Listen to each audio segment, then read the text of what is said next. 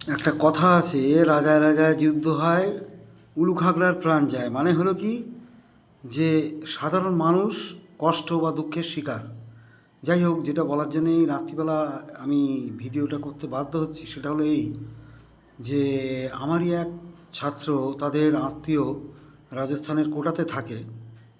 সেখান থেকে তারা ফোন করে জানিয়েছে যে ওখানে খুব অবস্থা, বর্ডার সাইডে বিশেষ করে অবস্থা খুব খারাপ। সেই জন্যে তাদের ওখানে থাকা নিরাপদ নয় বলে তারা ওখান থেকে ফেরত চলে আসছে।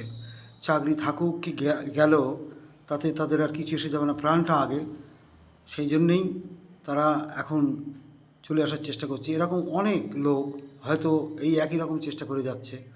সেটাই আমাদের বিবেচনা বিষয় করে এগোতে হবে, এবং এটা আমাদের সবারই মাথায় রাখতে হবে যে যতই আমরা বলি না কেন, কোনো গুজবে কান দেবেন না বা কোনো অসুবিধাতে নজর দেবেন না। যাই হোক, নিজের ক্ষেত্রে যখন ঘটবে তখন আমরা সবাই কিন্তু ওই একই কথা কিছুতেই মাথায় রাখতে পারবো না। তখন আমাদের কান দিতে হবে, চেষ্টা করতে হবে কী করে আমরা এড়াতে পারি।